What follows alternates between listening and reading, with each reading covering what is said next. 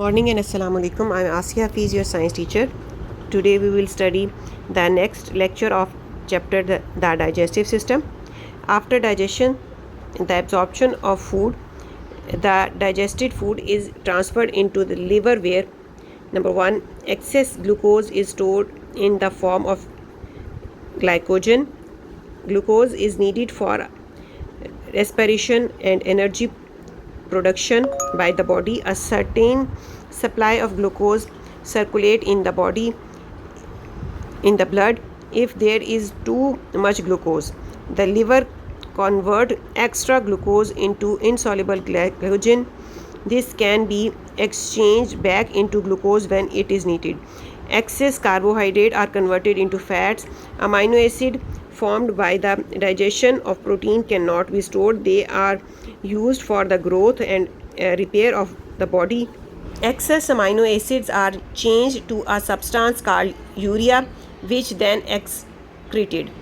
Pancreas. The pancreas is located behind the stomach and plays an important role in the digestion and regulation of blood sugar.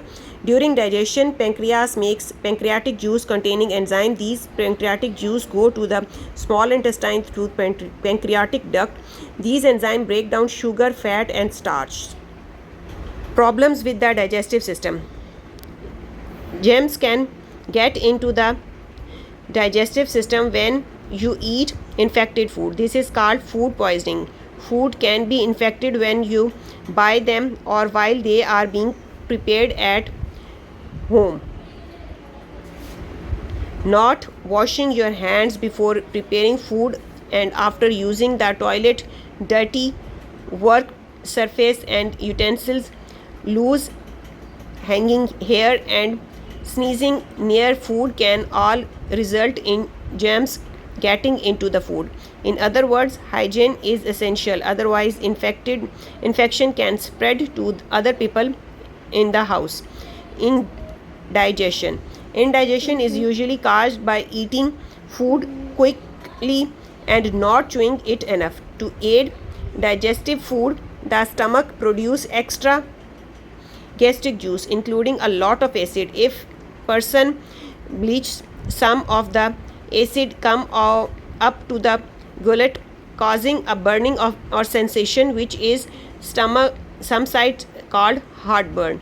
Indigestion can usually be carried by taking an alkaline tablets or drinking that can neutralize the acid. A person who consistently has too much acid in the stomach may get an ulcer. An ulcer occur when the excess stomach acid begin damaging in the inner wall of the stomach, causing pain and discomfort. Diarrhea. Infected food can be vomited from the stomach quite soon after it is eaten. However, more often the germs are busy breeding and multiplying in your digestive system before you begin to fall ill. White blood cell rush in to destroy the germs and the liquid food is quickly passed through the digestive system and out of the rectum. This is why diarrhea is usually so liquidy. Diarrhea stops when the infection clears up. During diarrhea, a great deal of water and important mineral salts are and vitamins may also lost. These must be replaced or continued loss can have further ill effect on the health.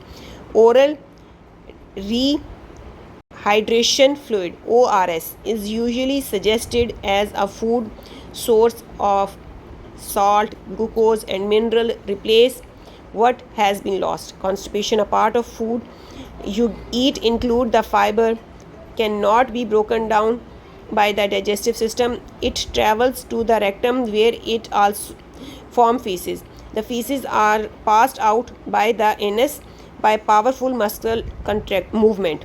Constipation occur when the feces become thick, hard and dry. This happens when the diet lack in dietary fibers and water.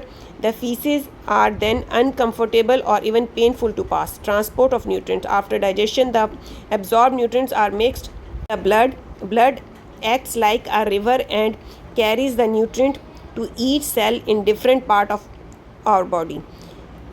Egestion of waste, the process of removal of unusable and unwanted material from the body, is called egestion. This was all about the chapter digestive system. I hope you understand it and learn it well. Thanks for watching. Allah Hafiz.